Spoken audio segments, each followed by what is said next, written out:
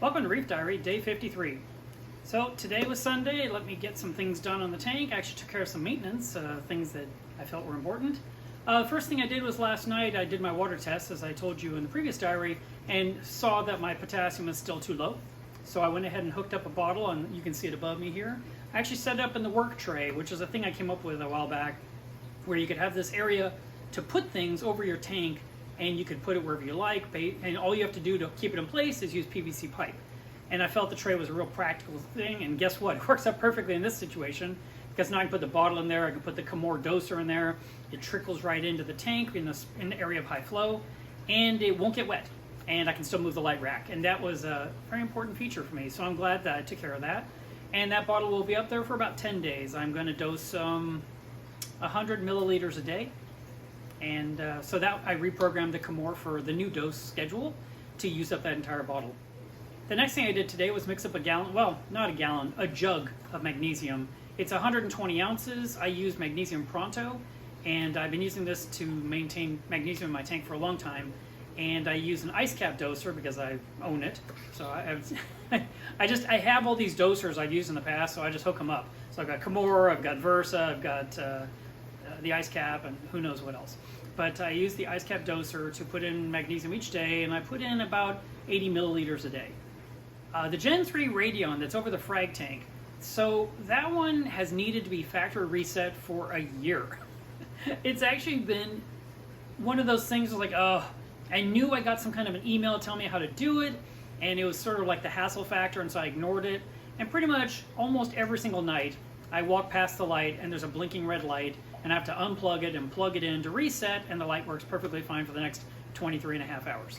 And so today I factory reset it, I redid the programming, and I don't have to think about that ever again. I should have done that a long time ago, but I'm glad that I took care of it. The glass was cleaned yet again. I get this film or the sheen on there pretty much every single day, and I'm sure it will continue to be a thing as I continually dose potassium, because potassium encourages some growth of algae. So I'm not too worried about it. It's almost a daily task now to make sure that I can see through the glass and not have it obscured. It's not time to dose for the red bugs yet, but I went over the tank today with my macro lens and looked here, there, and everywhere on as many of my remaining acros, and all the polyps are out, and they look really healthy and clean.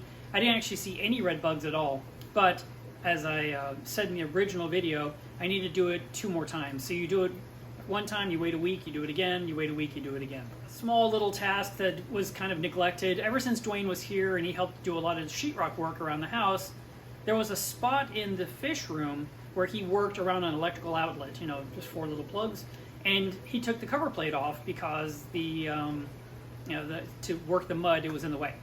And so the light system is plugged into that outlet, and I kept saying, I need to fix that. I need to put the cover plate back on in place, but I don't want to unplug the lights while they're on. I'd rather do it at night or early in the morning, and I never did it. So today I just unplugged the lights, let the tank go dark for a couple of minutes, put the cover plate in place, and plug them back in. And one of the benefits, of course, of having that covered is for safety reasons. If the tank were somehow to splash some water that direction, it would hopefully not get into the outlets themselves.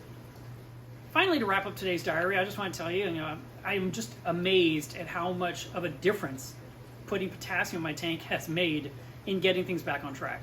It wasn't a need of water changes. It wasn't a need of anything else. It literally seems to be, I just see a little bit more improvement on the corals in question, just getting more and more colorful.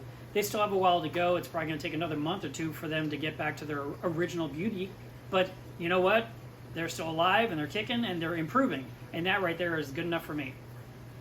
So thank you for watching today's diary. I hope you enjoyed it. Please click like if you did. And if you're not a subscriber, please do subscribe.